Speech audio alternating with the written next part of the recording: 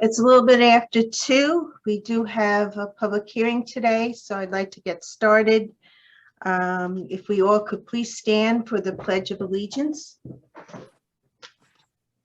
Pledge allegiance to the flag of the United States of America and to the republic for which it stands, one nation, under God, indivisible, with liberty and justice for all. Thank you. Okay, I'll just do a quick roll call of the members or designated reps that are present. Suffolk County. Here, represented by Sarah Lansdale. Sarah Lansdale. Okay, Town of Brookhaven. Here, Emily Pines, designated representative for Town of Brookhaven. Okay. Town of Southampton. Hi, Marty Shea, representing Supervisor Jay Schneiderman. Okay. And Town of Riverhead. Dan McCormick, Riverhead representative on behalf of Supervisor Yvette Aguirre. Okay, thank you. So just to let everyone know that there is a quorum present, there will be minutes taken. This is the February 16th, 2022 commission meeting. My name is Judy Jacobson. I'm the executive director for the commission. We will start off by having under administrative and public comment, the opportunity to receive public comment. If folks could please limit their comments to 3 minutes, I'd appreciate it. If you're interested in speaking during this portion, please use the raise your hand feature in Zoom to indicate your desire to speak at this point. And okay, all right. Tim Shea. Angie, can you unmute him? Yes, he's unmuted. Okay, thank you. Mr. Shea, you would like to provide some comment? Good afternoon, members of the board and staff. J. Timothy Shea Jr., Settlement Ballin, 100 Motor Parkway, Hopog, New York, for Expressway Drive North Warehouse Buildings, which is a matter that is a discussion matter on your agenda for today. We received we obtained the letter from the staff to the commission, or the proposed letter to us, back to Yulia Viola, my associate, with regard to this matter, and just wanted to let the commission know that we have received the letter. We understand there may be some issues that have been raised by staff with regard to the design of the project. We look forward to working with staff with regard to that, but just give you a little bit of background that you may not be, fully remembering on this, because it was a previous DRS known as Silveri subdivision, Silver Corporate Park, of which it was 192 acres, 120 of which was sold to the town of Brookhaven, leaving the site with approximately 72 acres, which is the subject of this application. There was a previous DSR approval with hardship, and we attempted to stay true to both the square footage requirements of the clearing pursuant to Pine Barren standards, and kept an eye on the slopes, tried to keep them slope removal consistent, really resulting in a 1,000 square foot increase. We understand that this may be a concern for staff. We look forward to talking to staff, and we would like the opportunity, obviously, to see if there are areas of agreement that we can come to in order to make staff more comfortable with this application. And we want to thank everybody for your consideration. Thank you. Thank you, Tim. Is there anyone else that wishes to provide public comment at this time? Please use the raise your hand feature.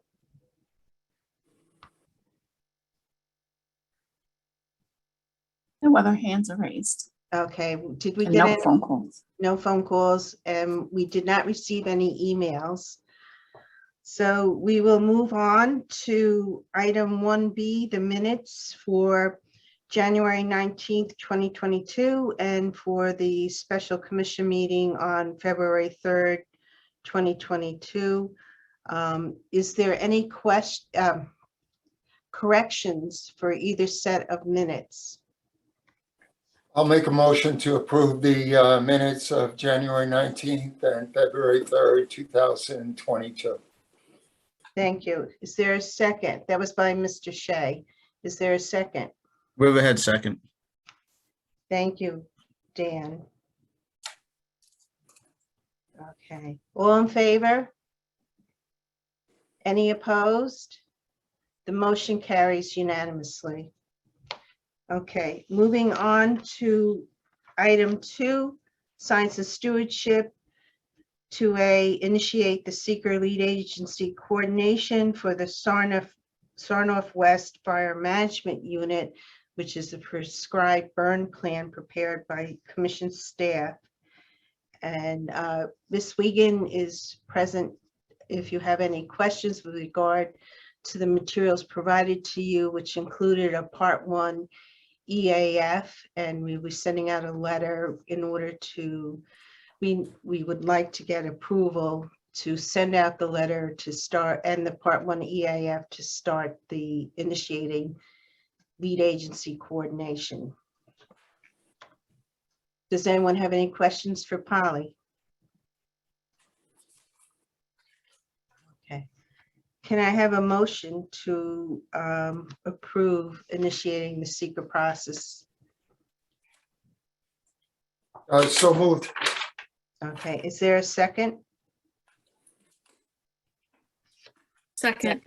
Okay, so motion by Marty, second by Sarah Lansdale. All in favor? Any opposed? A motion carries unanimously. Thank you. So under item 3, planning, land use, and Pine Barrens credit program. 3A, the comprehensive land use plan amendments and supplemental draft generic environmental impact statement. This is just a quick update to let everyone know that we have that staff, Julie, myself, and John Malazzo, have met with the commission members and reps to go over briefly the SDGEIS elements, along with the key plan amendments that are being proposed. At this point, if any of the commission members or reps have any questions, they could please try to get them to me by February 28th. I'm hoping at the next commission meeting then we would put forward a resolution, a draft resolution for the commission to accept the SDGEIS as complete in order to start the public process of seeker for the plan amendments and the SDGEIS. So that is where we're at this point, which is very exciting for me after all these years. So, so moving right along to item 3B under the compatible growth area, PSEG LI Eastport Reconductor Project, which was on the agenda at the last commission meeting, involving the replacement of 26 poles on Spionk Riverhead Road and 28 poles on Old Country Road in Southampton. Julie? Thank you. Good afternoon. Yes, as you remember, the this item was on the January 19th agenda, and the commission requested additional information on this item, including visual simulations of the existing and proposed poles and the width of the poles and their design. On February 2nd, PSEG submitted this information, and it was included in your package, the e-packet. So the existing and proposed poles are both wood, so there's no change in that material. The pole width was indicated that it will increase approximately 7 inches. And again, the pole height they had previously indicated will be no more than 10 feet tall. And the existing poles range from 37 to 48 feet. So the taller existing ones may be over 50 feet if they're not, but not any more than 10 feet over their existing height. And so the package also includes material showing that the crossbars that will be placed on the top of the poles, that will be a visual change. And the applicant is present if you have any questions for them, or if you have any questions or comments on this item. The Article 57 has in 570107 number 13 a provision for work by any utility not involving substantial engineering redesign. So this looks like it could fall under that non-development provision, unless you have any further concerns. I would agree that it falls under that non-development provision. So I don't know if you need a motion to that effect. Okay. Typically, the minutes just reflect it. I'm sorry. Okay, thank Okay, you. so then we would just send a response to that effect to the applicant to let them know. Okay. Item 3C under compatible growth area is Brookhaven Logistics Center, formerly Silver Corporate Park, CGA DRS and hardship. It's west of Sills Road, north of the LIE Service Road, located in Yaphank. The project is changing to 550 square feet of warehouse on approximately 71 acres in the L1 zoning district. Julie? Yes, thank you. Yeah, it's 500, about 58 square feet shy of 550,000 square feet of buildings in 3 buildings on approximately 71 to 71 and a half acres or so. This is the same project site as, again, the commission reviewed a project called Silver Corporate Park and decided a development of regional significance in June 2020. That was for 550,000 square feet of buildings in 12 lots, a 12-lot industrial subdivision on approximately 71 acres. And so this item is on because the commission received via email in December material, as Mr. Tim Shea explained earlier, that a new project is proposed on this site, no longer, definitely not called Silver Corporate Park, and it's a reconfiguration of the property for 3 lots instead of 12, and approximately the same square footage. So it's also a development of regional significance. And we have a letter in the package explaining, responding to the applicant and the material they submitted, that this appears to be a development of regional significance and it's a new project, and that an application should be submitted to the commission for your consideration. So this project is, the letter we drafted that was included in materials is going to be slightly revised. We looked at it one more time, so we're going to make some slight changes to it. The sum and substance, of course, is what Julie just described. We'll invite the applicant to submit an application demonstrating conformance with the standards and guidelines as a DRS. And if it does not demonstrate conformance after the commission reviews the application or the materials, they would have to get a hardship. It's just consistent with what we've done in the past.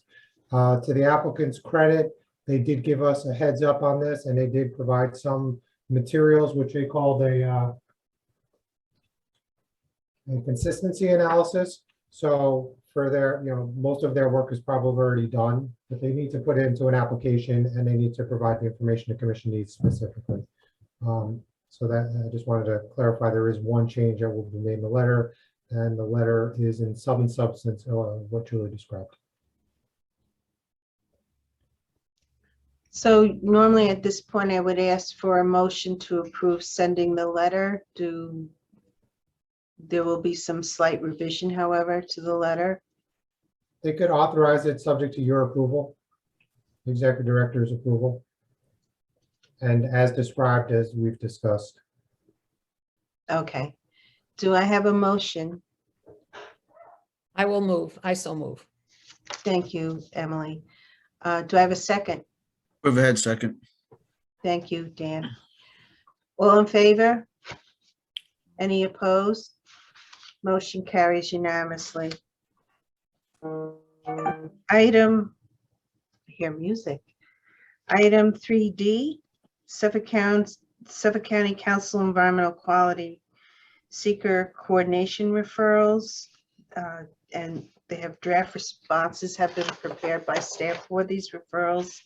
The first one is True North, West Hampton Beach LLC, Hangar Development at Gabreski Airport. And the second one is Sunrise Jets Maintenance LLC, Fixed-Based Operator Development at Gabreski. Julie?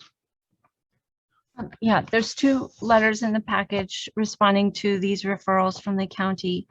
As their brief responses, the projects are in the land use plan for Gabreski that shows conformance with the Pine Barrens land use plan. They're in an area that was planned to be developed for aviation facilities.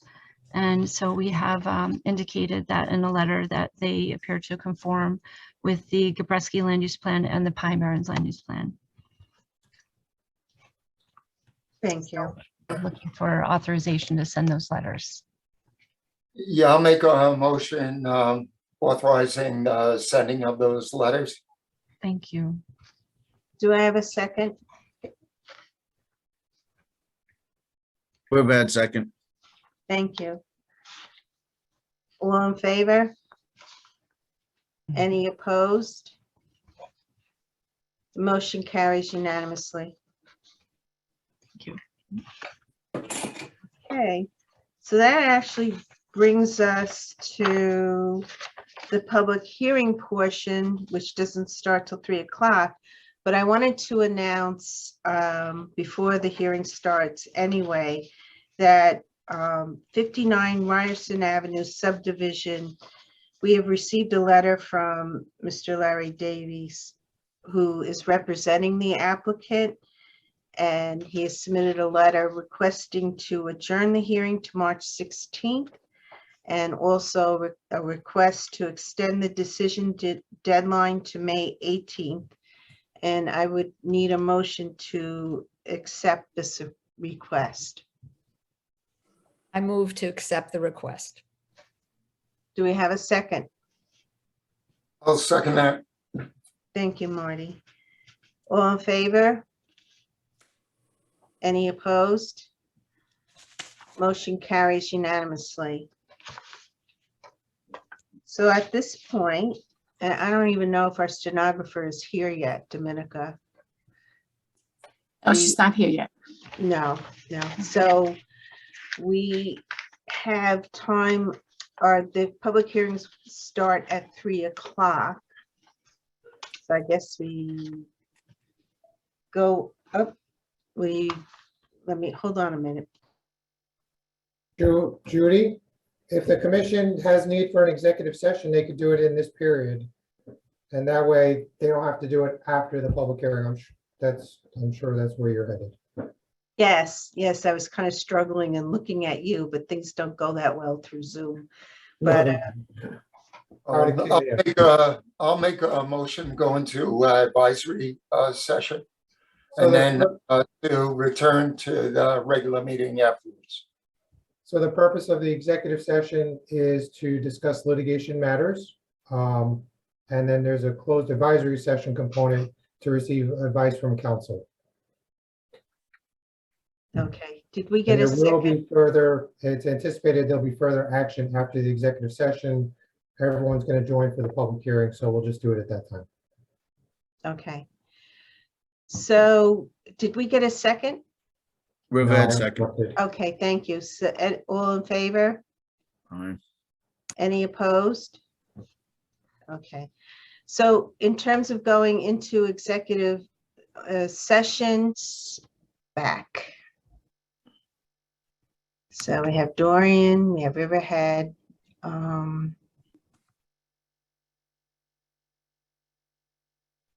Marty. Right, Riverhead, Marty. And Emily. Okay, so it looks like all the commission members and reps are present. Good afternoon, Dominica. Nice to see you.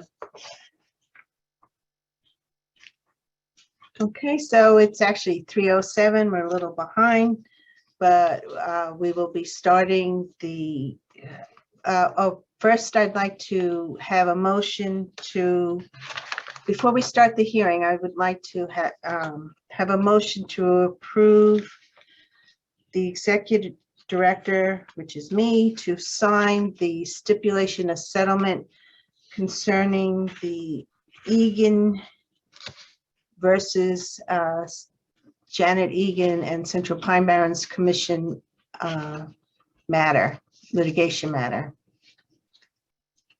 Do I Riverhead have, has a motion to support that with the proviso. It would be subject to review by commission counsel and his approval thank you, regarding the contents of that document. thank you, Dan. You're welcome. I'll second. Thank you, Emily. All in favor? Aye. Any opposed? Okay, the motion carries unanimously. Okay, now we'll start the public hearing. I'd like to start by reading the notice into the record. Pursuant to New York State Environmental Conservation Law, Article 57-0121, paren 10, notice is hereby given that the Central Pine Barrens Joint Planning and Policy Commission will hold a remote public hearing via Zoom format on Wednesday, February 16, 2022, on the matter of a core preservation area compelling public need hardship application. The name of the project and applicant is Sunrise Wind LLC, core preservation area compelling public need hardship application. The project is located in the core preservation area in Yaphank in the town of Brookhaven. The project description is the proposal includes offshore and onshore energy transmission components. Within the core, the onshore underground electric transmission cable is expected to result in approximately 0.57 acres of vegetative clearing at South Haven County Park on the north side of Sunrise Highway near the Carmen's River crossing in Yaphank. The 17.5-mile onshore cable route makes landfall at Smith Point County Park and travels across the intercoastal waterway to William Floyd Parkway, north to Surrey Circle, cutting through Church Road, a paper street in the compatible growth area. Under the Long Island Railroad tracks to Mastic Boulevard, west to Francine Place, turning north on Francine to Montauk, then to Revilo Avenue, across Sunrise Highway to Victory Avenue, crossing Carmen's River, continuing west to Horseblock Road, exiting the CGA at Yaphank Avenue, and then continues in a northwest direction to the LIPA Holbrook Substation on the north side of the Long Island Expressway. The project is under review for an Article 7 certification from the New York State Public Service Commission. The project is a Type 2 action pursuant to the State Environmental Quality Review Act regulations. Said hearing may be adjourned from time to time as necessary. And it goes on to say the date and time, again, in the bottom of the hearing notice. I'd like to start off by getting, by having the commission reps, commission members and reps state for the record their name and who they are representing. If we could start with Suffolk County, Dorian Dale, representing the county executive, Suffolk County, Steve Balone. Town of Brookhaven, Emily Pines, representing the supervisor, Ed Romaine, town of Brookhaven. Town of Southampton, Marty Shea, representing Supervisor J.H. Schneiderman. and Town of Riverhead. Daniel McCormick, representing Town of Riverhead Supervisor Yvette Aguirre. Okay. So we would like to start off first by hearing from Commission staff, Julie Hardgrave, who provided an overview and comments from her staff report. Julie. Thank you. Good afternoon. I'm just going to share the screen to show the overview of the project to make sure everyone knows where this is occurring. So again, I'm going to just go through the staff report and the exhibits that are in the record. It's been provided on the website as well, on the Commission's website. And so to start off, this application was received last year, and there have been a number of times the Commission has received extensions to extend the application deadline and adjourn the hearing for the applicant to work through some of their agreements that are needed for this project. So again, the project is a 17.5-mile underground electric transmission line from the coastline at Smith Point to the Holbrook Substation in the town of Brookhaven. The portion that involves the Commission is and that's the subject of this application, is the span that's in the core preservation area, and that's approximately 0.6, a little more than half a mile, 26,000 feet or so. So that is within the vicinity of and in the county park, South Haven County Park.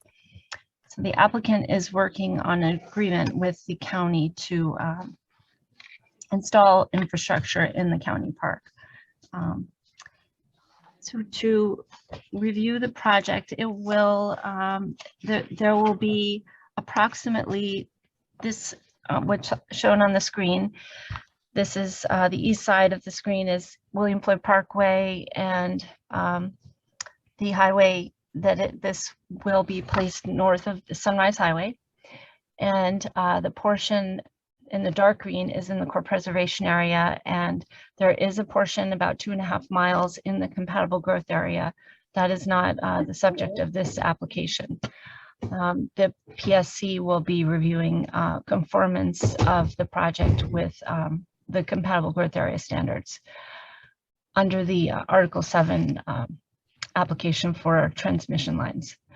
So the portion in the dark green, this is the core preservation area, and you can see that there are areas where there will be staging areas on the side. I'm just going to scroll through and show you staging on the side of Victory Avenue, which is on the south side of South Haven County Park, in the portion that is north of Sunrise Highway, and crossing the Carmen's River, in the area of the Carmen's River.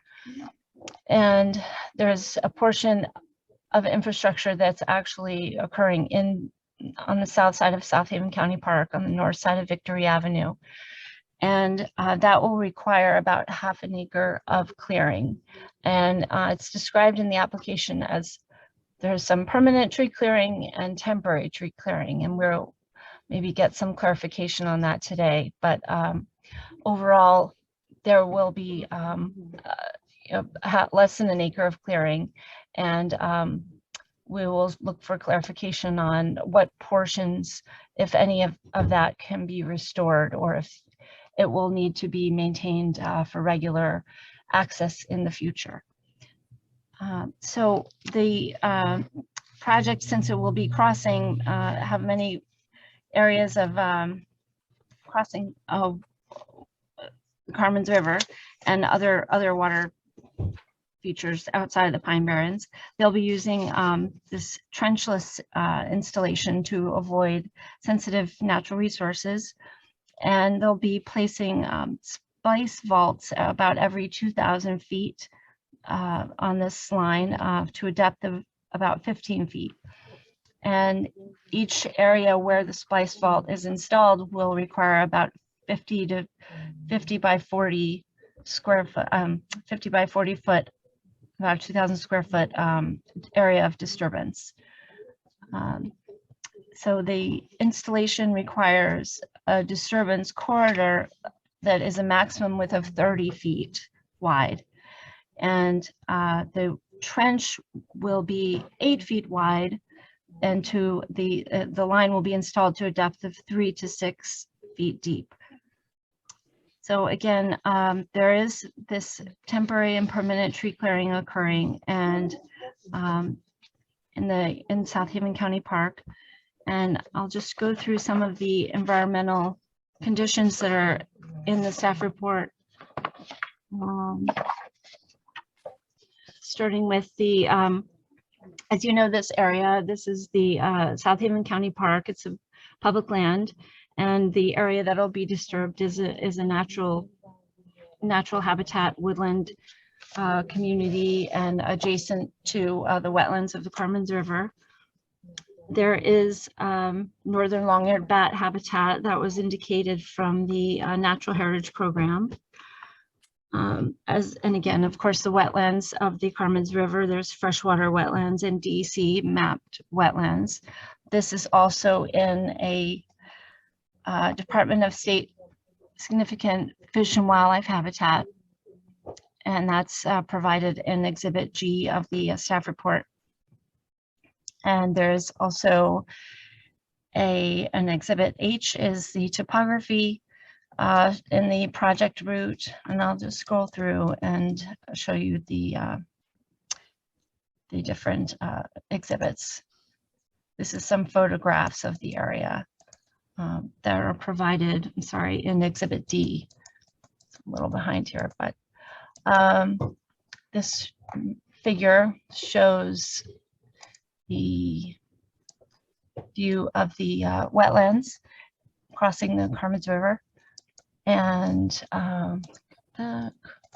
this is a description of the Department of State habitat in the Carmens River, the ecological communities. And just scrolling through, the depth of groundwater is less than a foot in the vicinity of the Carmens River where this is occurring. So that will obviously be accounted for in the construction. There were no, the State Historic Preservation Office provided a response on September 1st of 2020. This and that there were there are some activities that are being reviewed under SHPO, and that will be performed by the applicant. I think they're not completed yet, but maybe the applicant can explain that. There was a response that said a phase 1 archaeological survey, I think, was completed, and there was a report that identified areas of potential effect where in areas of archaeologically sensitive areas. And phase 1B field testing had to be completed. Maybe the applicant can provide more information on that at this time. So just to move on, and the study area that we described, it was about a half a mile radius around this project site. Since it's in the vicinity of Carmens River, it includes a lot of public land, Wertheim Wildlife, National Wildlife Refuge to the south, South Haven County Park north of the site, and since it travels north outside of the project site as well. And to the east is the compatible growth area. To the southeast, the compatible portions of the compatible growth area there were added to the core, the compatible growth area in 2014 when the Pine Barrens was expanded. And a lot of that area is already developed. and then there's a whole discussion about the study area, explaining the development and land use in the study area.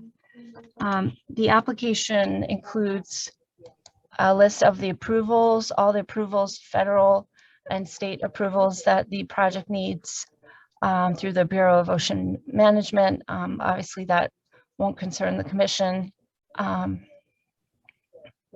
And other Army Corps, DEC, New York State Department of State, Public Service Commission reviews, and these will go through the next couple of years. Some to the end of, I think, 2023 or 2024. And there's also an environmental impact statement being prepared, but under the National Environmental Policy Act, but that will, I think, mostly concern the offshore portion and not concern the portion that's in the Pine Barrens, the upland area. Again, as the notice said, this is a type 2 action in the seeker regulations. So the applicant did submit a petition on the hardship criteria, and that is an exhibit O. Generally, it says that this project serves an essential health and safety need for the residents and communities of the town of Brookhaven and the entire county, Suffolk County.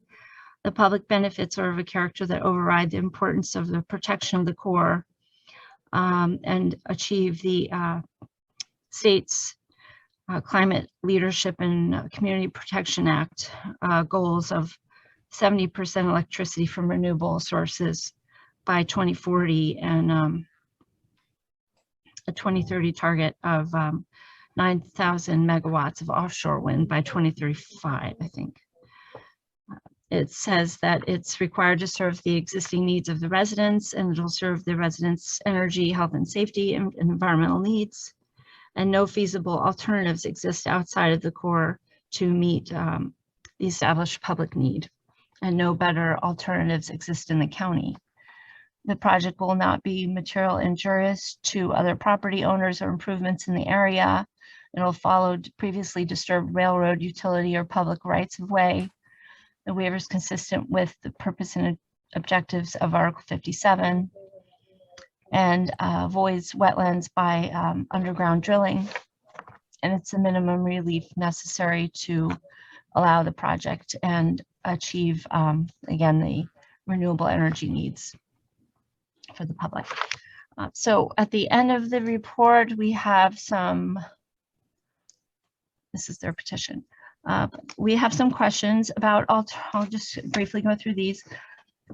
The alternatives, if they have explored other alternatives, if they can speak to that a little bit outside of the core or to outside of the Carmen's River area.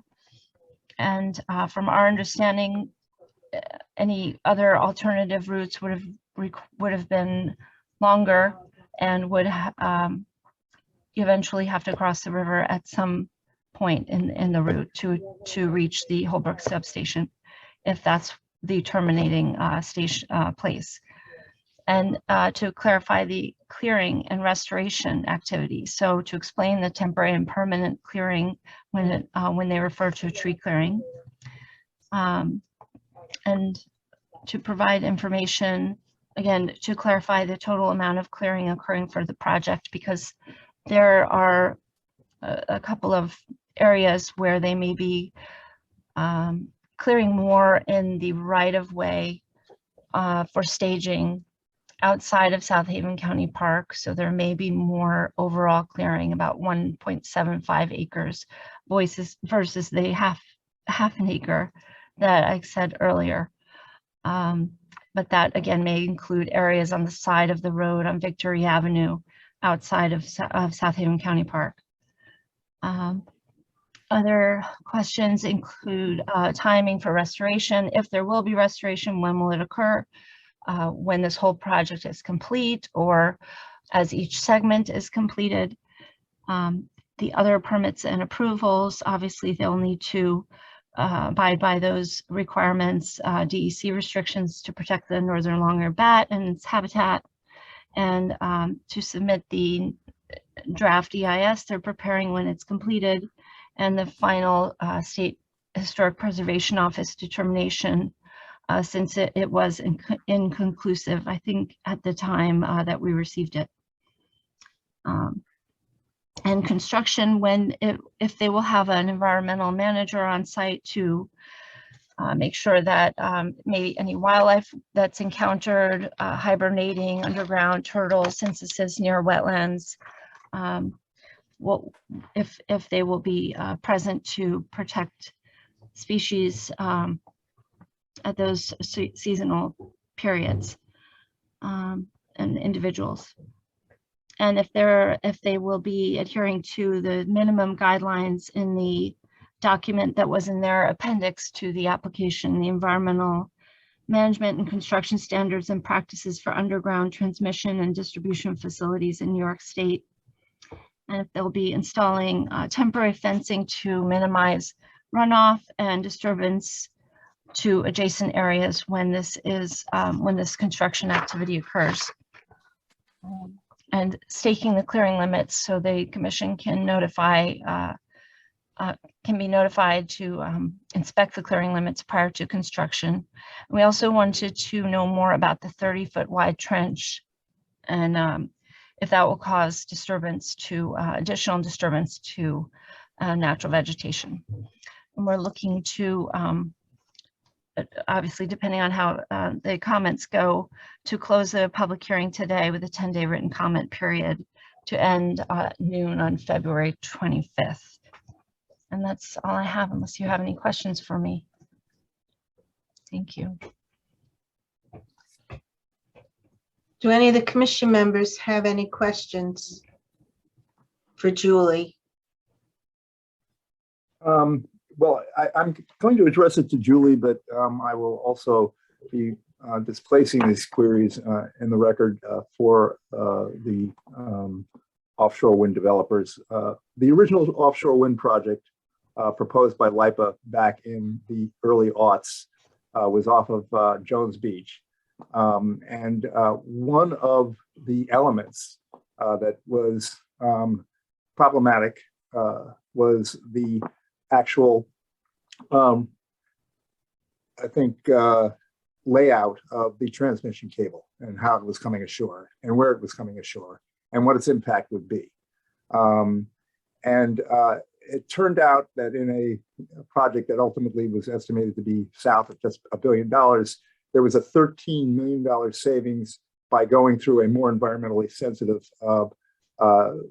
direction, as opposed to one that was in proximate, in proximity up the Onshore Parkway. So what I think would be useful to understand is we all know that the shortest distance between 2 points is a straight line.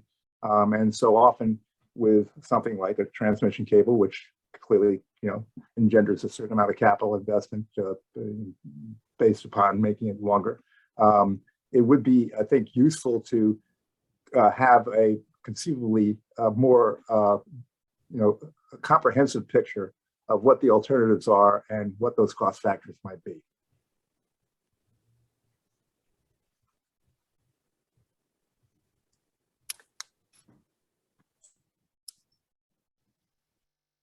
Would you like me to take?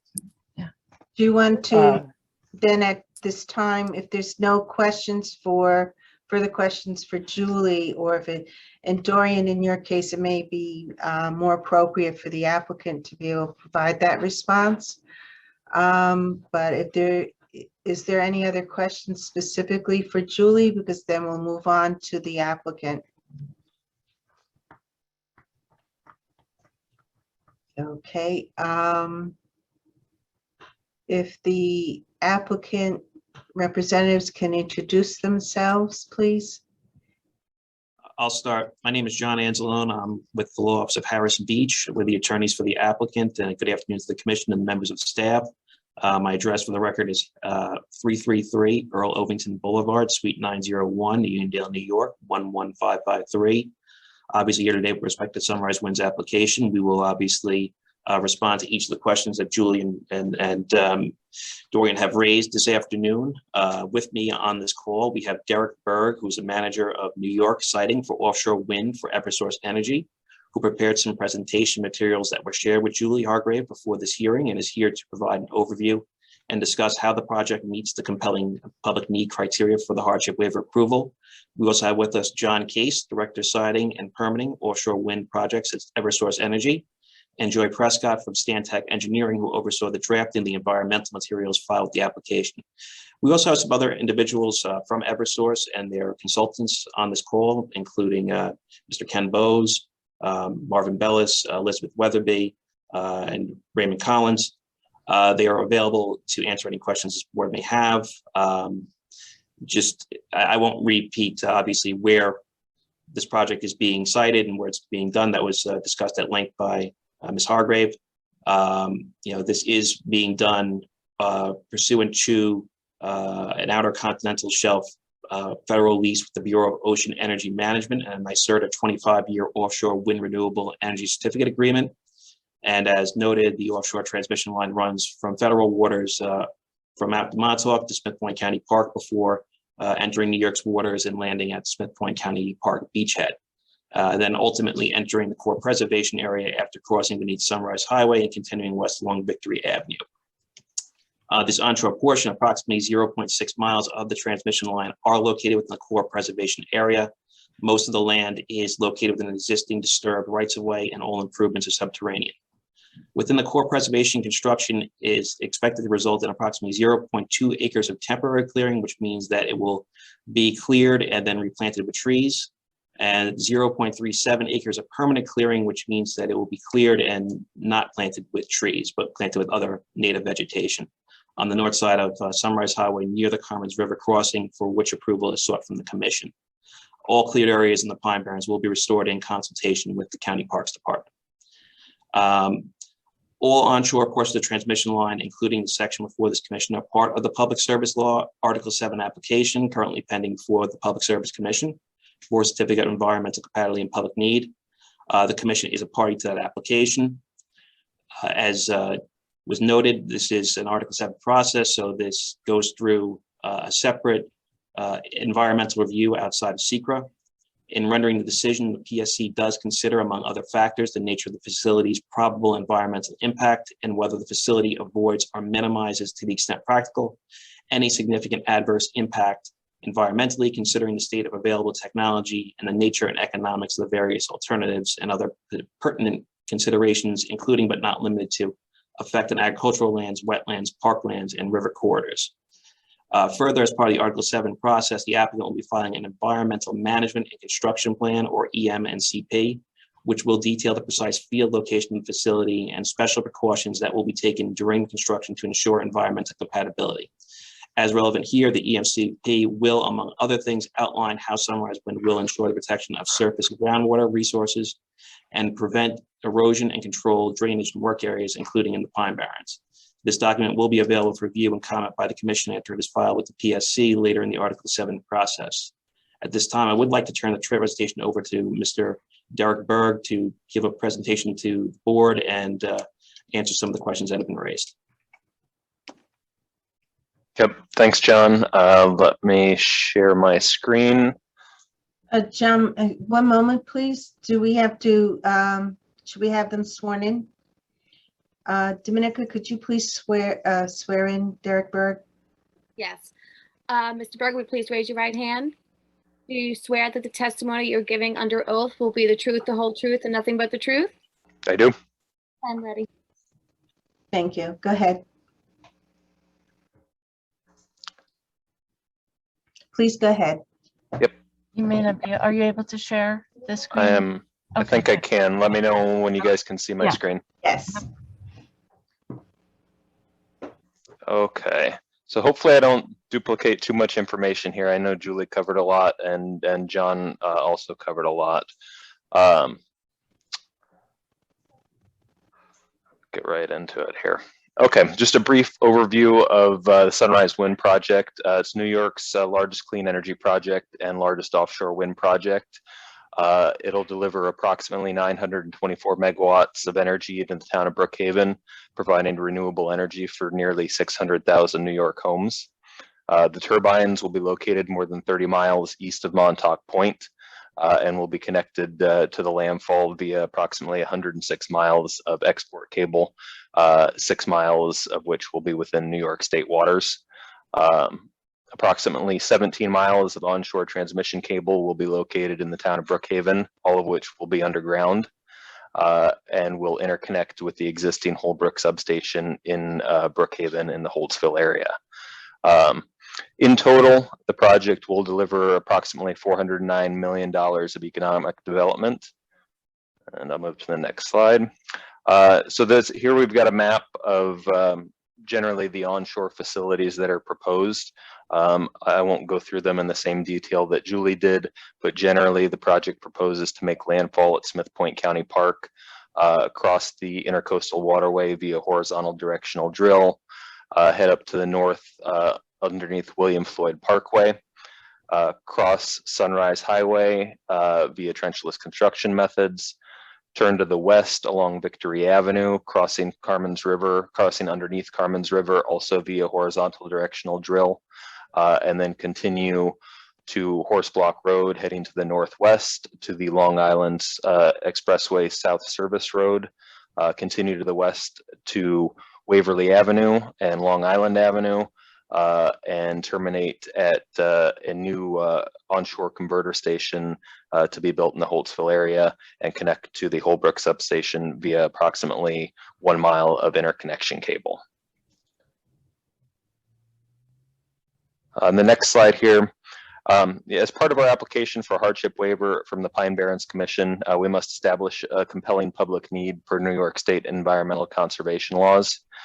Specifically, we must explain why the project will not be materially detrimental to other property in the area or substantially impair the resources of the core preservation area. There will be no discharges associated with the activity and, in our view, a limited amount of clearing. Additionally, we must demonstrate that the waiver will not be inconsistent with the purposes of the Act. The improvements will not adversely affect the aquifer, wetlands, or the Carmen's River. Our project design utilizes a horizontal directional drill construction method to cross underneath Carmen's River, thus avoiding impacts to the river. Additionally, our HDD work areas will be outside of mapped and field delineated wetlands in South Haven County Park. We've actually refined our work areas to avoid those field delineated wetlands after surveys were completed. We must also show that the project will serve the essential health or safety needs of municipalities. The project will increase the amount and availability of renewable energy in Suffolk County. As mentioned earlier, the project will provide enough energy to power close to 600,000 homes. We must also explain why the public benefits override the importance of protection of the core preservation area. The New York State Climate Leadership and Community Protection Act has established goals to establish 100% carbon-free electricity by 2040. This includes approximately 9,000 megawatts of offshore wind by 2035. As mentioned before, the project would provide approximately 10% of that 9,000 megawatts of offshore wind with 924 megawatts that it'll deliver. And we must explain how the project will serve existing needs of residents. As we've mentioned, the project will transmit a significant supply to the New York electric grid, including Long Island Power Authority, which serves the town of Brookhaven and Suffolk County. And finally, we must demonstrate that the waiver is the minimum relief necessary to relieve the extraordinary hardship and that there are no feasible alternatives. So hopefully this helps clarify, but we can certainly have a greater discussion about this. You know, all the potential feasible routes between the landfall and the converter station would be required or are required to cross Carmen's River and the Pine Barrens Core Preservation Area. In order to completely avoid these areas, the project would need to be routed significantly farther to the north. Specifically, we need to route the project nearly to the north shore of Long Island, which significantly increases the length of the route and thus increases environmental, social impacts, cost, construction time, and to the maximum extent possible, the project has been sited within existing disturbed rights of way. So predominantly, the project is located underneath existing roadways. And that's also true within the compatible growth area and the core preservation area. We located the project underneath existing roads to the maximum extent that we could. And I'll go through these as quick as I can, because I know that Julie showed some of these from the staff report. But this slide shows a high-level graphic of the areas of the onshore transmission cable that are within the CPA and the CGA. I'll note that the entirety of the route within both the CGA and the CPA will be located underground, and the great majority are within existing disturbed road right-of-ways. Generally, the area mapped here within the core preservation area is around Carmen's River, west of William Floyd Parkway, north of Sunrise Highway, and east of Horse Block Road. This is just a zoom in of location of the onshore transmission cable within the core preservation area along Victory Avenue at Carmen's River in South Haven County Park. The project would be within the CPA for approximately 0.6 miles, great majority of which would be located within the Victory Avenue right-of-way underneath the already disturbed road. The project would cross Carmen's River via horizontal directional drill, and the HDD entry pit work area would be located in South Haven County Park on the west side of the river. It would be located at an unused, locked and gated old entrance to the park that is currently not used by the public and is seldom used by park staff. We'll get into a little more detail on that. This slide just shows, it's really just a reference slide, locations within the CGA, approximately 2.4 miles, beginning near the intersection of William Floyd Parkway and Surrey Circle, heading north across Sunrise Highway and west along Victory Avenue. And then additional portions within the CGA west of Carmen's River on Victory Avenue to Horse Block Road. Again, the great majority within the CGA would be located within existing road right-of-ways underneath the already disturbed roadways. Here's a table that kind of outlines the amounts of clearing that have been mentioned and discussed. As you can see on the table and the slide, we would require clearing at 2 locations, one of which is in the CGA and not subject to this hearing. But the location in South Haven County Park at the Carmen's River crossing would result in approximately 0.2 acres of temporary clearing for construction purposes at our HDD entry pit on the west side of Carmen's River, and an additional 0.37 acres of permanent clearing. This would need to remain permanently cleared to facilitate not only construction but operation and maintenance activities for the life of the project. So a total of a little over half an acre of clearing within the CPA at South Haven County Park.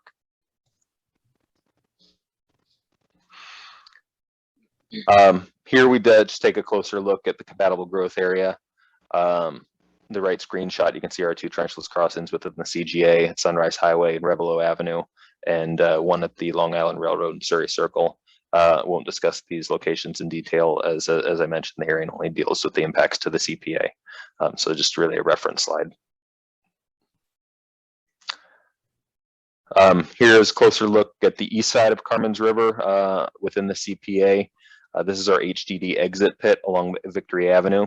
The exit pit, which is the blue hatched polygon, would be located within the existing road and will not require any clearing within the CPA.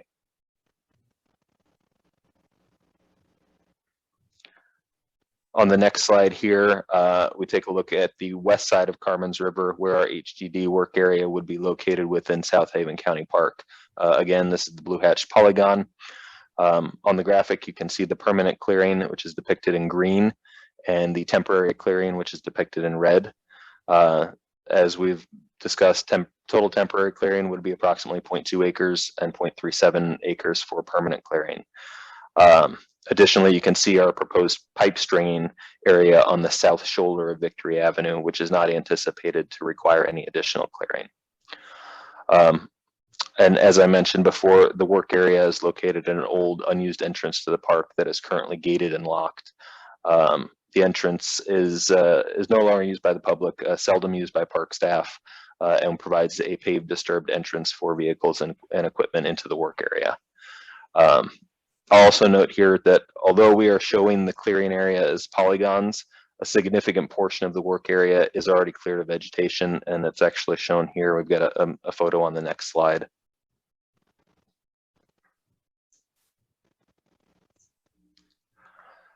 Okay, so on this slide, it's a recent photo, probably about 6 months ago. I took this on a visit to South Haven County Park.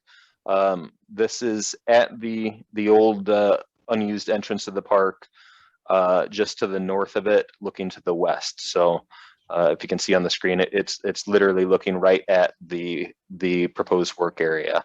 And you can see there are still some trees that are present, but a large portion of the work area is already cleared of trees and vegetation. You know, so while we show these polygons of acreages of clearing, it's really not the entirety of those that would need to be cleared.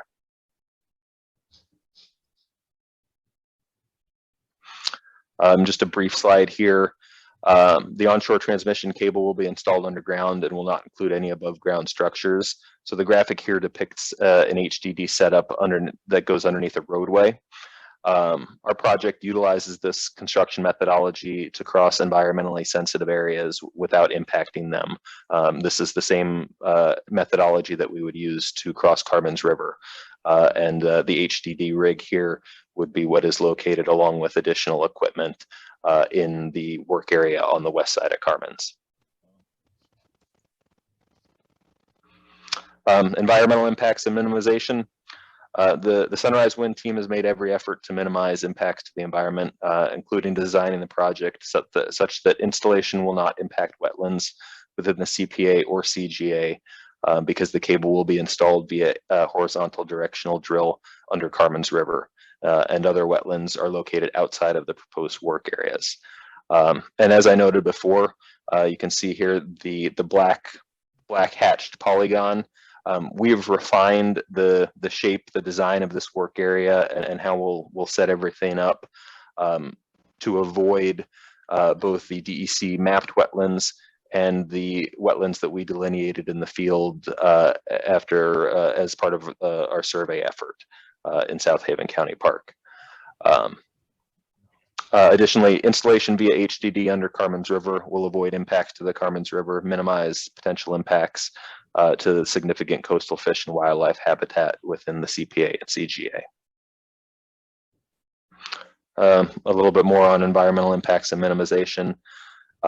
Additionally, we work to minimize impacts by designing the project so that clearing impacts in the CPA and CGA will be minimal, as workspace will be largely limited to locations adjacent to disturbed and maintained transportation right-of-ways. Minimal to no habitat fragmentation is expected to occur, and the majority of the areas where clearing is proposed are dominated by successional vegetation and occurrences of invasive plant species. And the project and associated environmental impacts are further described in our Article 7 application, which was filed with the PSC on December 9th of 2020 and amended and submitted on April 12th of 2021. Additionally, the environmental section of our Article 7 application was provided as an appendix to our Pine Barrens application. This just an overview of permits and approvals. Obviously, you know, in addition to the hardship waiver, we've got a number of permits and approvals, both federal and state, that we need to get before constructing the project. Some of the federal agencies, the Bureau of Ocean Energy Management, Army Corps of Engineers, National Park Service, Fish and Wildlife, EPA, Coast Guard, NOAA, state agencies, the Public Service Commission, obviously, Office of General Services, Department of Environmental Conservation, and Department of Transportation. This slide just outlines the Article 7 process and where we are in it. Sunrise Wind submitted an application for a Certificate of Environmental Compatibility and Public Need, CECPN, to the Public Service Commission in December of 2020. Pine Barrens Commission is a party to that Article 7 proceeding. There remain several opportunities for public comment and involvement in the PSC proceeding. The PSC will issue a CECPN, including conditions for how the project will be built, and Sunrise Wind will develop an EMNCP describing how the project will be built and installed, which the Pine Barrens Commission will have the opportunity to comment on. Additionally, during construction, the project will be monitored by regulators, and the final slide here outlines the federal review process and where the project is in that. Sunrise Wind submitted its construction and operations plan to BOEM in September of 2020. BOEM published a notice of intent to develop an EIS based on the National Environmental Policy Act in September 2021, and the project is currently in review under NEPA and in consultation with the Army Corps, the Park Service, and other cooperating agencies, and is anticipated to be completed in Q3 or Q4 of 2023. So from there, that's the presentation that we have, and I think we can probably move on to address some of the questions that were present in the staff report and that have been presented here.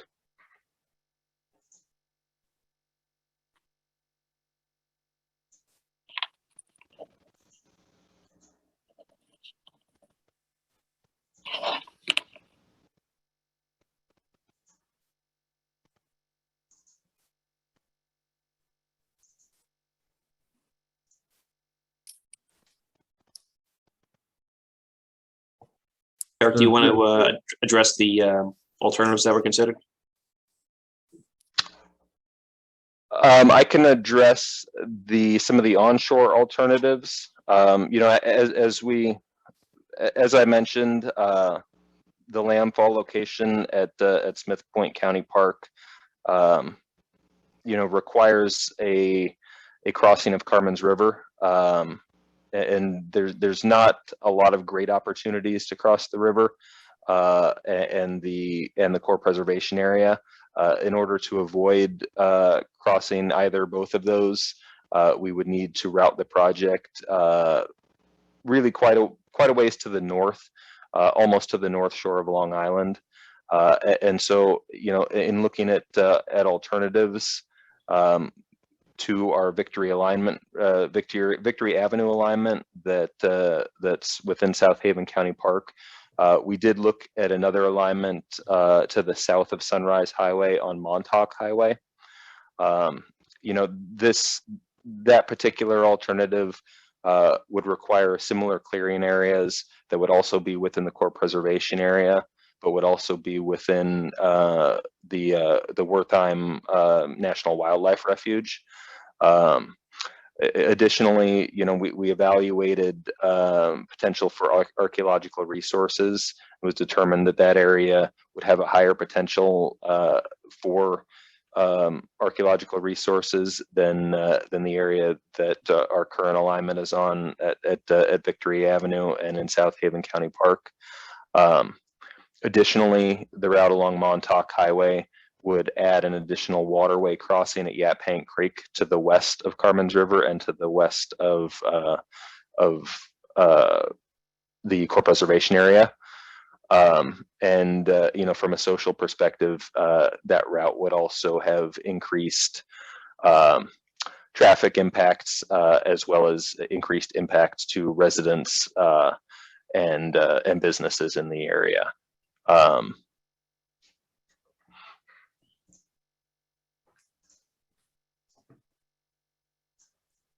Julie, do you want to, I guess, could you reiterate maybe some of the comments that you would like addressed, feel the commission should have addressed? I don't have I'm trying to find your staff report. I didn't have it right in front of me. I apologize.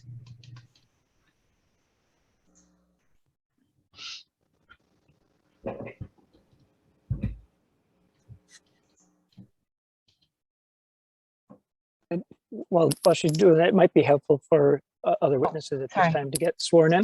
That's all right. Because we may have to share responses here. So I don't know if it makes sense to swear in myself and Joy Prescott at this time. That's fine, Dominica. Okay. Mr. Case, can you please raise your right hand? Do you swear that the testimony you're about to give under oath will be the truth, the whole truth, and nothing but the truth? Yes, I do.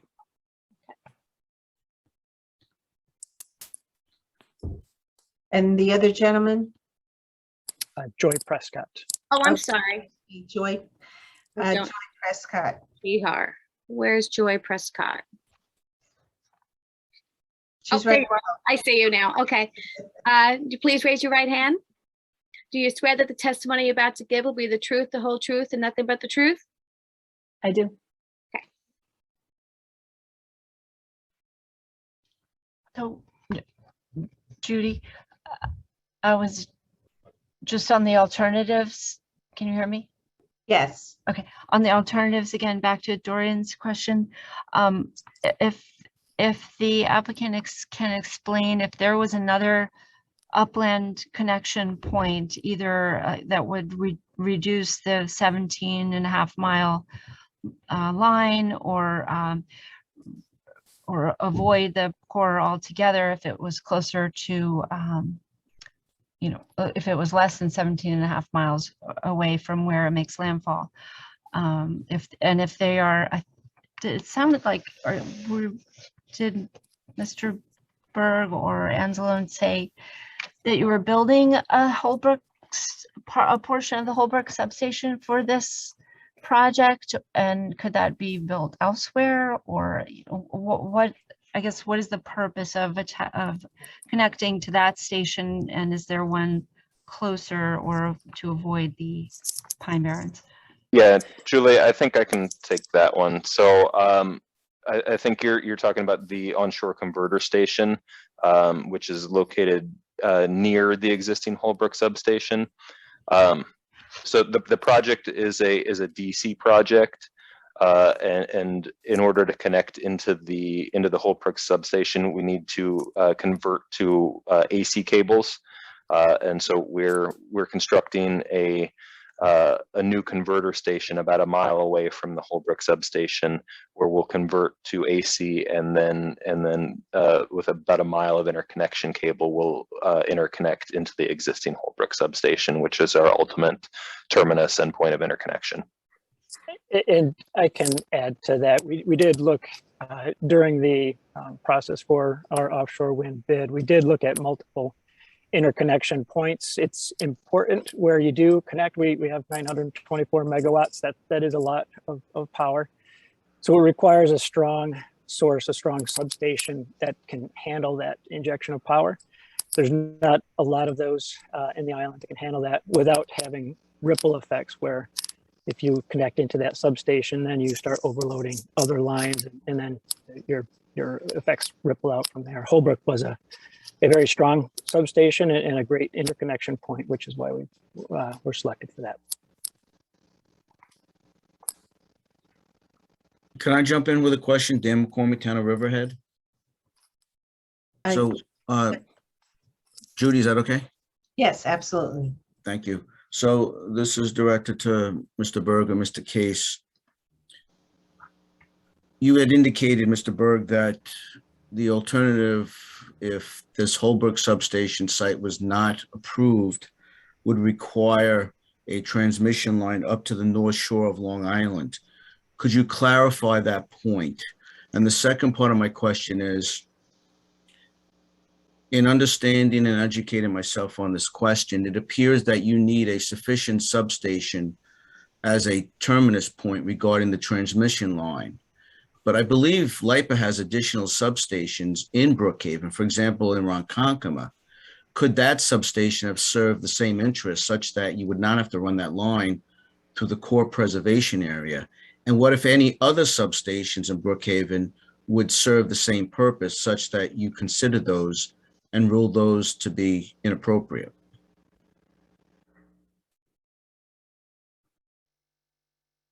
So I think I can answer the first part, and John, if you want to take the second portion of it, just regarding the routing to the north. Making landfall at Smith Point requires us to cross the Carmens River and really the core preservation area at some point. in order to avoid crossing those and head to the west, we would have to route the project significant increase in mileage to the north, almost to the north shore of Long Island is how far north we would have to go in order to be able to head west and not cross the Carmens River and the core preservation area. So we'd have to go almost the length of Long Island, or the width of Long Island, in order to avoid those, and then head to the west to Holbrook, which is our point of interconnection. I can't speak so much to the capacity of other substations in Long Island and their ability to hold our 924 megawatts of delivered power. I don't know if, John, you can speak to that. Yeah, before you go on, let me just say, and this is just tailgating Dan McCormick on this, and it really underscores the question I asked originally. To be frank with you, Derek, when you're talking in abstractions about it having to be routed to the North Shore, it seems frankly counterintuitive to anybody who's done life Long Island, and it's really difficult to comprehend why that would be the alternative route for any other reason than just to discourage any resistance to this particular route. So we get where you have to come in. What we conceivably don't get is the actual, routing from where you do make landfall. And when you mentioned the traffic issues that would be problematic for you if you had a modification, as you did earlier in your expressions, perhaps those are elements that are really mitigating considerations. And so we'd be more than welcome to hear what those other elements are.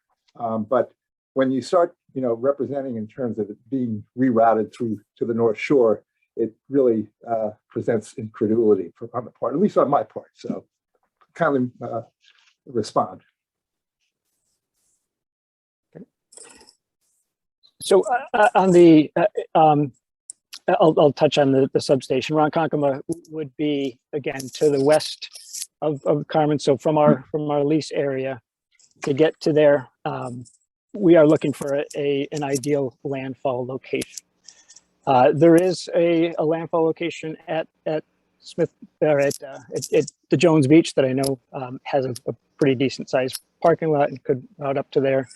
But when we were evaluating our substation locations and also going through the New York ISO process of where they would approve the interconnection of these, and it in Holbrook Substation has been approved through the New York ISO process to show that there is no significant adverse impact from the transmission perspective. So Holbrook was approved by New York ISO, and that's why we're so focused on that Holbrook substation. It was selected in our bid for the RFP for the offshore wind. That was a requirement for our location for award.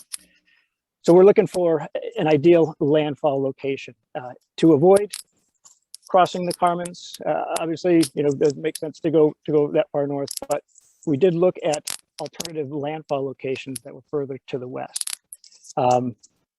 We do have the Barrier Island, the Fire Island National Seashore that we would have to cross. And again, all of that is very sensitive area, very subject to conservation. And to go farther west over to that Jones Beach area for our interconnection location does pull it out of the practical range for where we would have a feasible alternative route to the onshore. Well, actually, the Jones Beach has been highlighted previously, as I mentioned with the original LIPA project, because you already have the Neptune cable, the 660 megs coming up that Wantagh Parkway. So that was always logical for a more proximate wind farm. So I get where you're coming from in that, and it's clearly not feasible to go all the way. But I think what we're really trying to get at in this case is the actual routing once you have made landfall at the designated area. And we're not suggesting going drastically west or drastically east and up through the north and things of that caliber. I think we're just conceivably just looking, and this is because this is our province. It's okay. You're talking about a little disruption in a point of a park that maybe doesn't look like a big deal to most people, but we are obviously responsible for, ensuring that it is something that is justifiable. Okay. Yes. So the question wouldn't be so much deviating from what you've already suggested as your landfall route, but are you conceivably going the path of least resistance by going through the park at that point, or could you conceivably be going through a roadway that's contiguous or somewhat proximate to where that happens to be? And I think that's really the essential question. And it also addresses whether or not there's been some cost of benefit predicated upon whether what it would in fact add to the cost if it wasn't going through the park, because clearly that is the least expensive way to go. Yeah, so assuming we have our 2 points, our interconnection point, and hopefully I've convinced you that is a critical component that we do interconnect into Holbrook. And then the landfall. So yes, connecting the 2 dots, straight line.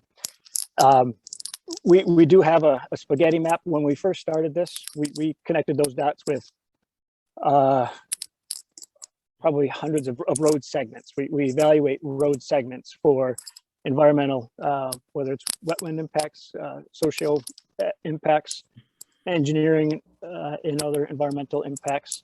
And we narrow that down to, we had about a half dozen. And worked closely with the town and the county and the state DOT to come up with our proposed route here, which actually has been refined over time, as Derek mentioned.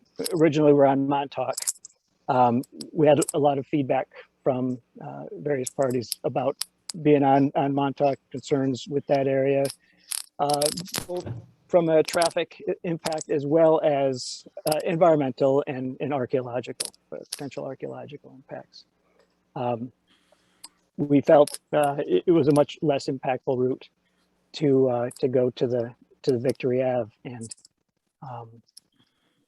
what I can clarify is when we look at alternatives, the other alternatives that are important to focus on when we do cross Victory Ave here in this location, it is going through the core preservation area, but that HDD, we do start on almost each end of that core preservation area. An actual connection through the preservation area is the deep drill, which has no construction whatsoever through there, other than at the endpoints. So there really be no, we do touch the ends for sure, but through the entire length of the core preservation, we are doing a horizontal directional drill, which is all remote operated. And I'm not sure if you're familiar with it, but there's no surface contact through those entry and exit pit locations.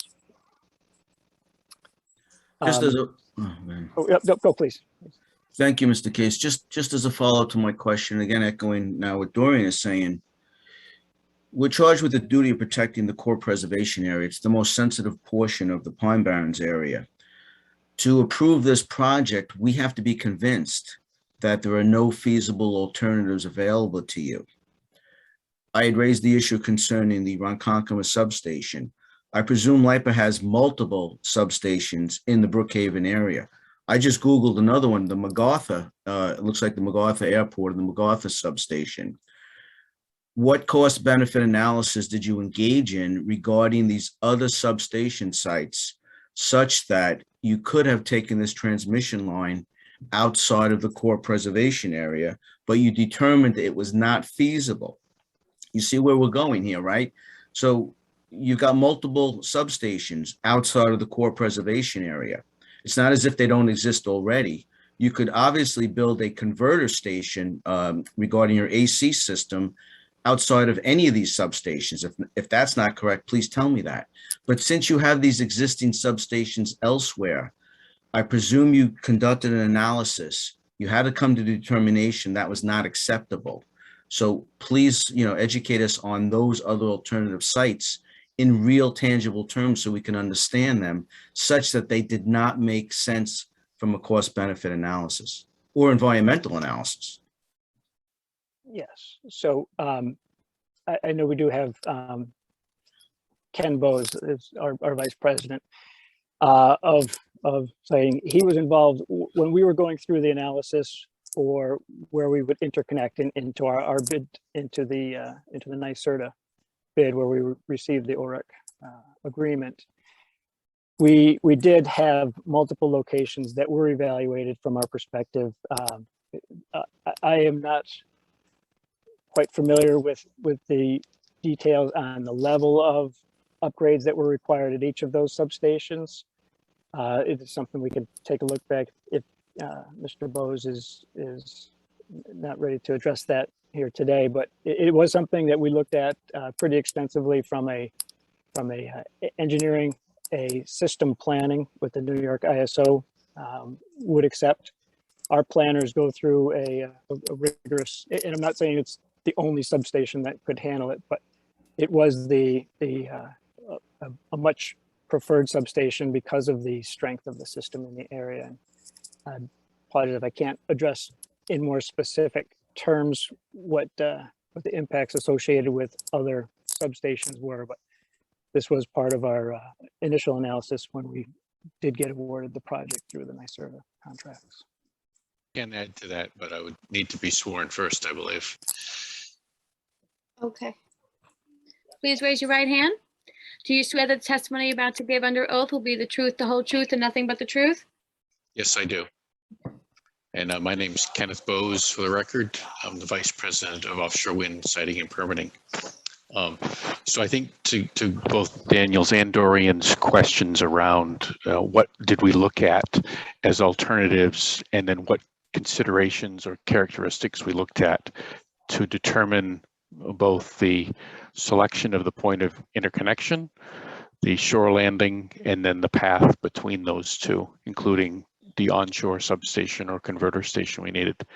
So to start with the point of interconnection, we looked at more than 20 locations on Long Island and also closer to New York City for our initial bid here in the New York NYSERDA first bidding.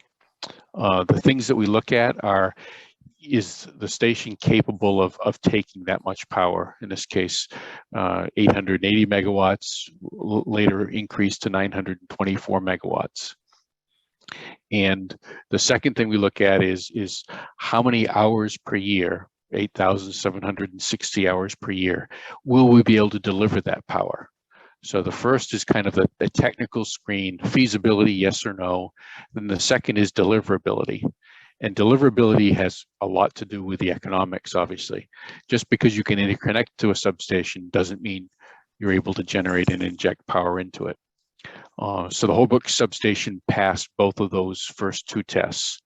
The alternatives that we looked at specifically in Brookhaven was initially a split between the West Bus substation, which is south of the highway, and the Holbrook substation, which is north of the highway. We originally were getting indications that the only way we could interconnect this much power was to split that between the two substations. So what the West Bus does have the capability to accept at least half of our output. That we did verify. But the Holbrook substation was later determined the full output of our substation, which would minimize impacts of having to, impact two LIPA substations and associated time and associated costs as well. But that was cost really follow the other two criteria that we look at. What's interesting about the Holbrook substation is it also has good economics for our project. So we sell into the market, or we will sell into the wholesale market in New York, and the state pays us a differential called an OREC, or Offshore Renewable Energy Credit. So the higher the initial price at the location, in this case Holbrook, the less subsidy that we receive. We're still made whole for the entire amount, but the New York ratepayers pay less if the Holbrook substation has a high nodal pricing for power. And that's the superior combination of these three things. So it has the ability to inject the 924 megawatts, our ability to deliver every hour of the year, and it receives a high price, which means it's a benefit or net benefit to the ratepayers in New York. That's why Holbrook became that kind of the anchor location for our bid. And when NYSERDA selected that, it was contingent upon us going to Holbrook Substation. So that became the first fixed piece of the analysis that we had to go forward with. The second issue that we looked at was, where do we come on sea to shore? And we needed a location. We looked at 5 locations in and around Smith Point County Park. We ultimately narrowed that down to the park because it had a large parking lot that during the off season could be used with minimal impacts to recreational uses, because it was previously disturbed, and we're going to do an HDD from that parking lot under the beach and out about 2,000 feet into the water. It would have minimal environmental impacts to the beach, shorebirds, winter flounder, all of those other activities, because it could be done in the off season and avoid, to the maximum extent practicable, all of these environmental impacts. So that became the second piece of the puzzle, as far as, you've now fixed the point of interconnection at Holbrook, and now you've got the sea to shore landing. There's lots of things offshore too, which we can go into if you'd like to, but I'm going to limit it to the next two. The next is the route between Smith Point County Park and to Holbrook Substation. So the considerations there become much more around the human impacts. There are clearly environmental impacts along that route. The things we try to do to minimize the environmental impacts are use previously disturbed areas, typically linear pathways, whether it's a road right-of-way, a railroad right-of-way, or an existing utility right-of-way. So there's already been activity out there in some form. Roads tend to be the best for underground construction because there are other, obviously it's already been impacted and paved over. In this case, it was a balance between the town's wishes, the county's wishes, and the New York DOT wishes. So we ended up coming up with a composite, and as John mentioned, probably ran hundreds of different line segments, which would be, for example, from Smith Point County Park up to William Floyd Parkway. That quickly became one of the premier or the best locations because it had public support, both from the town and the county, but also was a wide divided highway where we could take over, not necessarily a travel lane, but just off a travel lane. So it had the impacts to construction could be done fairly quickly in comparison. The number of underground utilities was minimal in comparison to other roads, and it also had the benefit of being able to be constructed, or at least partially off-road. And for our splice faults every 2,000 feet, they could be outside the travel lane. So the traffic impacts would be minimized. Then we start to look west, and what's the best way to turn west? And you can see that there are many choices here. Typically, the DOTs do not want us on divided highways for many reasons. Obviously, the speed at which the traffic travels, the volume of the traffic, and also there's some federal requirements or federal reviews that you have to go through. If the state receives federal dollars, then there are limitations on what other uses can be done on a divided highway. So it tends to put us onto wider streets in either the county or the town control. In this case, the original application went on Montauk Highway. And as John mentioned, that still crossed the Carmens River. It had impacts to some jurisdictional areas. We had some anticipated archaeological finds along there. We had some fish and wildlife concerns. So we amended and went to the north, which pushed us on to the Victory Avenue. What's nice about Victory Avenue, it has lower traffic volumes, less number of residential customers would be impacted. And we also have to cross the Sunrise Highway at some point. We're able to come up with a very unique solution to do that, again, with a trenchless crossing of that highway that allowed us to minimize the impacts, human impacts to traffic along that route, and that the DOT would support. So Ken, quick question for you. Sure. I'm looking at the hypotenuse of the triangle as you've deviated off to the west there and up to Long Island Expressway, and you were on William Floyd for a while. I guess the question is, since you did the hypotenuse, how come you, I'm sure you must have evaluated going up William Floyd and then down the expressway. From that standpoint, clearly adds some mileage and some cost. Why was that particular route excluded? So it's really the amount of time we'd be on the DOT, and the DOT doesn't allow us to go on the Long Island Expressway, but what we're in is the south access road. Well, okay, yeah, we understand that, yeah, but I'm talking, you have a good portion of the cable actually contiguous to the expressway. So the question is why that wouldn't have been able to be executed, from that other point where William Floyd crosses over to the Long Island Expressway in the south axis. It's a technically viable option. It is just longer, which means the duration of the construction would be longer. The traffic impacts are higher. As you get to that part of especially that intersection with Montauk Highway, you start to get a lot of traffic on that east-west as well as the north-south areas of the William Floyd and onto, Montauk Highway.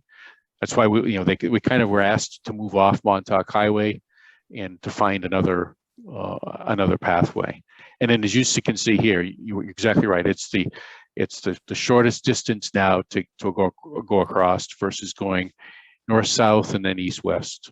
So the last and final thing is the converter station. What we look for is a site to have a conversion as close as possible to Holbrook, but we also want to have a prime location, which really is driven by a couple different things. We want to have a site that's large enough. In this case, about 8 acres is what we need. But we also want to look at what the land use currently is. And we're able to, through the course of several months, find 2 parcels that we could combine. Previous industrial use, willing sellers that were looking to retire and leave their businesses.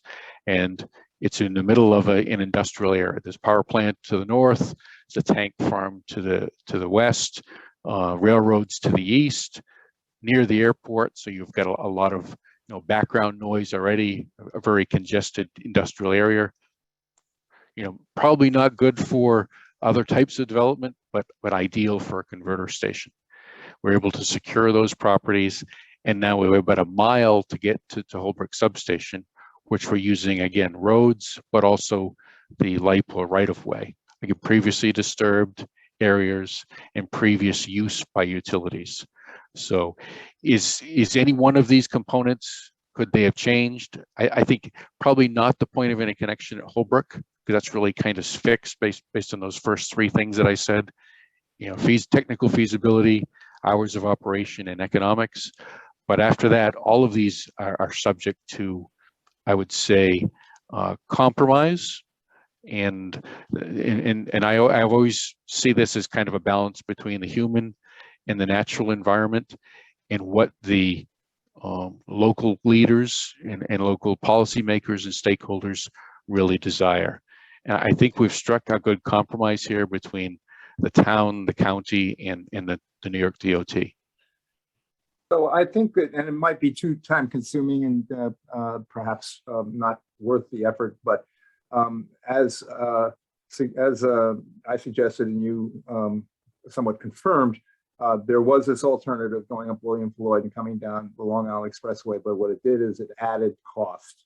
And it probably, as you've also suggested, added some other constraints by way of DOT and, other issues having to do with going along those particular routes. So it might be useful, particularly since you're pleading for hardship here, to actually, establish the differential in the economics and in the opposition from various sources that might be engendered from going up what looks to be like a fairly viable alternative route if cost wasn't really a big matter, and if all the objections weren't getting in your way. And so that I don't know if the other commission members would think that has any value, and perhaps it's too time consuming, but it's something to think about. Yeah, I would echo, Dorian, I would echo as well. I'd like to see some type of documented schedule comparing the multiple substations that could have been alternatives. For example, that Ronkonkoma substation, in terms of the criteria laid out by Mr. Bose, regarding feasibility, deliverability, and costs with respect to each of those substations, because I think it's important for us to have a grasp of this in terms of what those alternatives might have yielded with regard to each of those factors. And quite frankly, this is a complex issue. There's a lot of information and moving parts here. And I think if there's a document that supports these representations, so we can eyeball those comparisons ourselves to come to the conclusion, obviously, that they want us to, that in fact, the Holbrook substation, for all intents and purposes, was the best and most ideal location. Is that available, Mr. Bowes, that type of document for us to review? I can certainly take a look and see what we can provide you. Again, we're not really at liberty to change that at this point. It's not an option for us. Our contract specifies Holbrook substation is the interconnection point. So we can share the information with you, but we're not going to be able to alter the So point then of why interconnection. don't we agree to stick with the Holbrook substation and just examine that slightly longer route going up William Floyd and then down the expressway, which then would free you of our oversight. I think maybe I'm incorrect in that matter, but certainly that must be, I would conjecture, information that you do have readied because that's been part of your process. That is information that we could put together into a summary comparison between the two. Thank you. That would be most useful. And I'll also see what we can provide for the various substations just for informational purposes. I know we looked at West Bus, like I said. I'm not sure if we looked at the other substation in that area, but we must have eliminated it for some reason. So. Yeah, I would appreciate that. I would just like to understand, there's other substations and the various issues that came up regarding those. So if I might jump in here for just a second, I think I'm sharing my screen. I think everybody can see here. The current route is the green line here, and the shaded polygons. You've got the kind of gold or yellow is the core preservation area, and the purplish is the compatible growth area.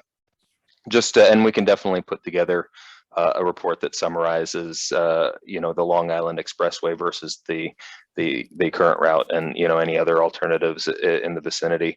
But just to make the point, if we were to continue up William Floyd Parkway and take a route along the Long Island Expressway, we would still be within and traversing, crossing the core preservation area. And in fact, while we can't be install the project underneath the Long Island Expressway, which is why we are on the south service road of the Long Island Expressway, where we are adjacent to it. In this area where the Long Island Expressway traverses the core preservation area, there is not a service road. So even if we were adjacent to the Long Island Expressway, we would still essentially be going right through the core preservation area and having a more significant impact to the core preservation area than our current route would. And we can summarize that and detail it, but just to make that point that we would still be within the core preservation area along any route that went further to the north. Yeah, that's useful. Thank you, Derek. Yeah, thank you. Thank you, gentlemen, for all your insight.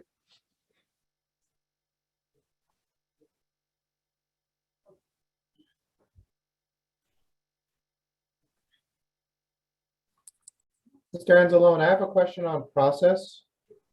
I think I heard that there was a federal NEPA review ongoing. Is that correct? Yes, that is correct. I don't know if Joy or Liz, who's on this call, can speak more to that review because I haven't been particularly involved in it. But yes, Accepting that is true and no reason to doubt it. The under seeker, can the commission issue a decision? If you look at the section of seeker I'm thinking about in the 61715. Just you could just look at that, and I know you're going to provide additional information. You could just give us an answer to that. yes, we'll get back to you on that. Okay, thank you. You may find that if the will of the commission is to approve the project in some form, you may only be able to get a sense resolution at this time until you have some sort of final NEPA determination.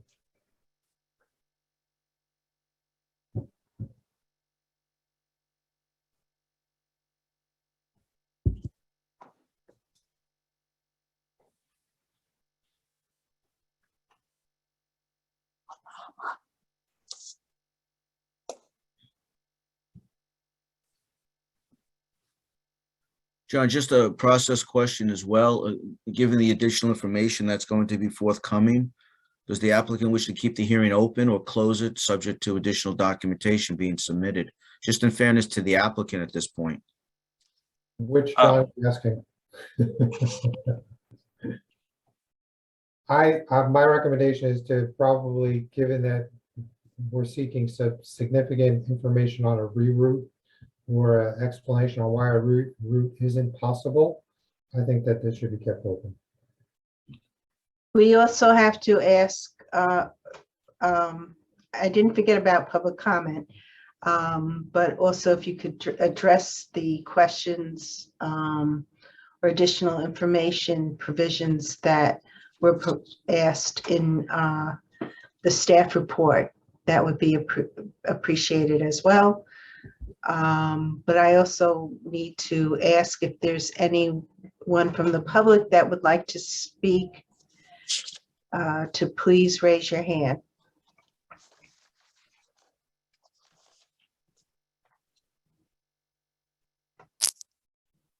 Okay. No hands. No hands. No calling. Okay. I think Dick was speaking, but he's muted. I'm not sure if he. I don't Dick, know. did you want to make some comments? I don't want to overlook you. No, thanks. First of all, very much appreciate the analysis, but I think it's pretty persuasive. I mean, we're very supportive of the environment, and we want to do that both in terms of what has to be produced and what we're trying to get around being produced. And I think that these folks have spent a good deal of time trying to sort this out and do it right by everybody concerned. So I wouldn't want to get off course at this point. A lot of effort has been invested in what needs to be done and how to get it done. And it's been rather dramatically and professionally handled. And I would look at that very, very carefully before we started off down some other road. Sorry, ordinarily, I am not considered a person who's out here waving a flag, but we are trying to do a very important public service, and these folks have done a first-rate job of it, and I would want to keep my eyes on it as long as I could. That's my two friends. Okay. Is there anyone else? So I guess at this point, John, we're closing the hearing and leaving the public comment, or are we leaving the hearing open? Tom, what do you want to do? Or what's your thought process here, and we'll figure it out. I suspect we have to leave the record open based on the amount of information requested. Okay. Absolutely. The question is whether the commission wants to have another public hearing to allow your client the ability to go through that analysis that you're providing to the commission, just to explain how you got to the endpoint. Again, we all recognize the project and the enormity of it. Does the commission feel that written submission is sufficient, or should this be publicly heard or continue to be publicly heard? There's never anything wrong with more public input. And I don't think this timeline, if I remember the chart, it was Q4 2023. So we're talking about a month or two. We're not going to impinge upon that time frame. So it seems written seems to be, I think, the way to go, unless, predicated upon some, glaring exception upon reading the written submissions. We could probably just accept that and make sure that that's really, that all the, the so-called I's are dotted and T's are crossed. If that makes sense to others on the commission, that seems to me to be the logical way to go. Well, I would defer to the applicant's counsel and the reps. What is their position based on what they've heard? What is their comfort level and what would they like to do? Obviously, a little bit of disadvantage with doing a virtual hearing is I'm not sitting next to my client and able to whisper into their ear and let them tell me what they want me to tell what they want me to do, which is the way it's just ultimately decision ultimately their decision. Ken, I believe, is the highest ranking member of the team on this project, and I will defer to his considered judgment. We're not gonna put you on the spot like that, and that's fair enough, and we recognize your concern. So what we'll do is we'll have the hearing record open for 2 weeks. We'll mark it down to continue the public portion in March, and then you know what we'll do? We'll do the public portion in April, and the commission in March can say we don't need to do it. Is that fair enough? Yes. That way it gives the commission and you plenty of time to give us all the information. If the commission feels it's sufficient, doesn't need any more public comment, they'll just declare the hearing closed and then not reconvene the public portion of it. The record will close no matter what on the close of business. If you could get your comments to us by close of business on the 25th, excuse me, by noon on February 25, if that's sufficient time for the. So let me just ask our design team that question. I just got a note texted to me. We could actually hold it up on the March 4th. Okay. And here's how I'm thinking about this. I want to give your team enough time, and then I also want to have enough time that people that want to review those comments can weigh back in before the commission's meeting on March 16th. So if you get it to by the 4th, the only day we're told what to do in the year, March 4th, March 11, we will have the responses due from anyone else. And then the commission on March 16th will decide whether they can need to reconvene, continue the public hearing on April 20th or close the public hearing at that time. It's a hybrid, but this project's a hybrid, so we're going to try to make this work for everybody. That's a great idea, John. There needs to be an extension of the deadline beyond March 16th also, right, John? Yes, if we, Yeah. or So the. to April 20th or to May 18th or beyond, I mean. Why don't we do May, and if they come in with a decision earlier, there's no harm there.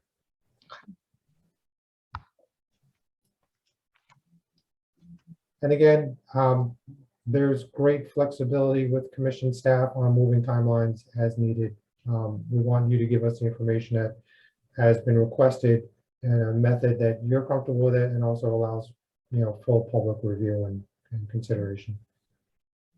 And then John, you'll look at that question I have. Yes. So when the material is submitted on March 4th, we will post it on the website and have it open for anyone to comment by the 11th, and then have it on the agenda again March 16th. Yeah, at that point, the commission will determine whether they need to reopen the hearing on April 20th, which is why we'll go for a May deadline. Okay. Is it also just possible for us to get a copy of Julie's report, just so we can make sure we're fully respond to all of our questions? Absolutely. It was posted, right? It was on the website. It was It's posted. still on the website. Yeah. Okay. I'll send it to you. Mm-hmm. And if I may, listen to Julie. She's been thinking through this for a long time from within this organization, but at the same time, looking at the big overall perspective that we must handle properly. So between what it is that staff is doing and what it is that the client is doing and what it is you members of the board are trying to do, let's get this right. This is a big one. This is an important one for all of us to get right. And so far, so good. Okay. So John, procedure wise, do commission members need to make any formal motions at this point? I think, well, the next step would be for the applicant to formally offer the extension to May 20. And we've established all the other timelines. So that's really the only action that needs to be done. The hearing is going to be adjourned essentially until further notice, and the record's going to close March 11 with a response due from the applicant March 4th. So the only action we need is an extension request for until May 20. May 20? May 18. 18th is next commission. John, need that in writing after this hearing, or do you need, or You kind of can make do it? it on the record is fine. Yeah, I would like to, on the record, make a request to extend the decision timeframe through May 18th of 2022. Yeah, sure. Thank you. Okay. So then I guess that concludes the hearing at this point. Yep. Thank you all for Thank you. for being here today, and we will see you next time, either on the March or whatever. If you have any questions in the meantime, please don't hesitate to reach out to staff. Thank you. Have a good Thank day. you very much. Good day. Thank you. So the hearing is closed, and all we need to do is, yeah, we're back, okay. We're okay, John? I don't mean to skip a process. No, we need to have a motion to adjourn to end the meeting. Okay. Can I have a motion to adjourn the meeting? Motion. Is there a second? Second. All, Dominica, this isn't all in on the record, we're off. what? I was telling Dominica that we had finished the hearing. Yeah, so this all comes off. Thanks. Sorry about that. That's okay. I saw her typing. All in favor? Aye. Any opposed? Motion carries unanimously. Thank you very much. Take care, guys. Thank you. Be well.